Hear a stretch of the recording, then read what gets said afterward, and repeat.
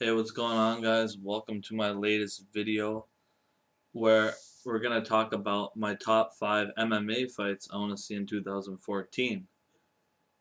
So, before we get started, I just finished watching the Super Bowl. Congratulations to the Seattle Seahawks on destroying the Denver Broncos. That was the best halftime show I've ever seen, said no one ever. Next year, NFL, step your game up, please. Thank you very much from a fan. So, my top 5 fights I want to see in 2014. Number 5, let's start off with the rematch. I have John Jones and Alexander Gustafsson as my number 5 fight. Alexander Gustafsson, he really gave John Jones a lot of problems. He had a good jab. His wrestling defense was excellent that fight, Alexander Gustafsson's was. His range gave John Jones a problem where John Jones usually has a big reach on everybody.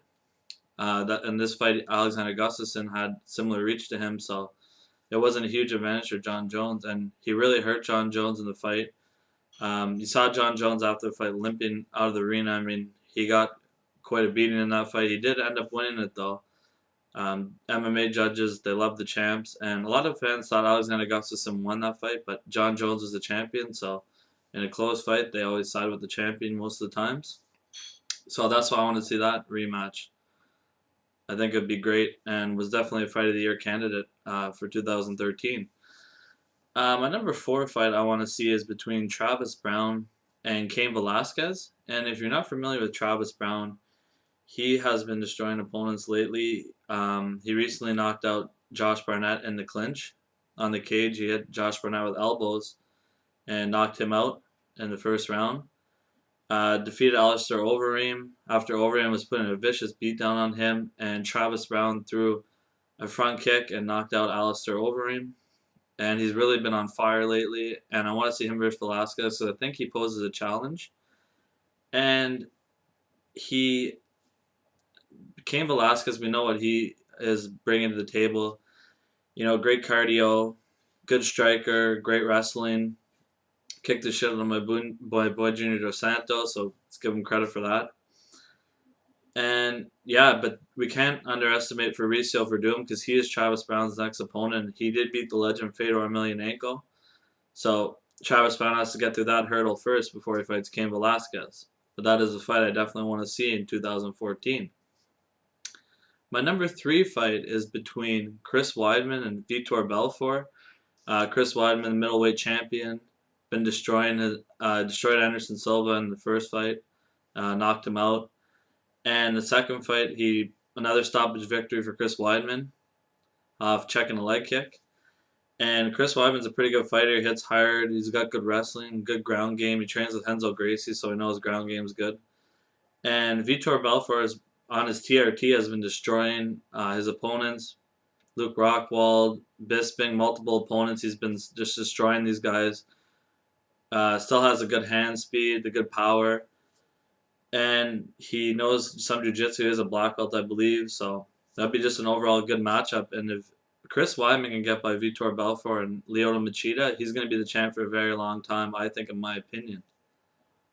My number 2 fight that I want to see is a rematch between Nick Diaz and Robbie Lawler. Nick Diaz won the first fight years ago by stoppage after knocking out Robbie Lawler. And I like Nick Diaz, one of my favorite fighters, so I want to see him back in the cage. And basically, this fight depends on if Nick Diaz comes out of retirement.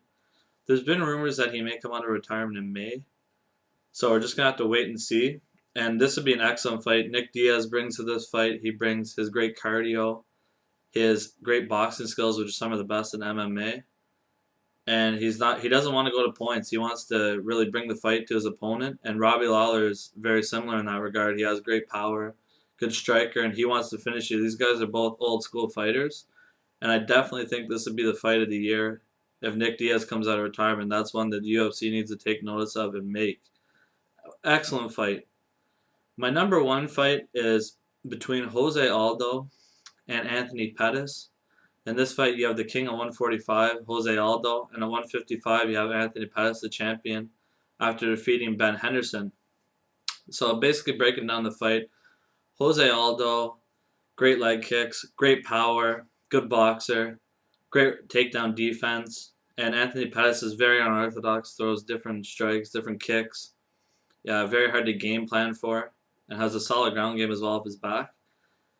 And this is just a fight that needs to get made. It's a super fight. We're going to find out who's the best, and this will definitely move up either one of these guys' legacies quite a bit, in my opinion. And basically, if the fight happens, Dana White said Jose Aldo will vacate his title and move up to 155 to take this fight. And that's a fight I can't wait to see personally myself. Let me know what you guys think. Um, any other fights that I missed you guys would like to see in this year? And what do you think of these matchups? Who wins these matchups? Let me know, MMA fans. And thanks for checking out my video. Hope you all enjoyed it. Thank you very much.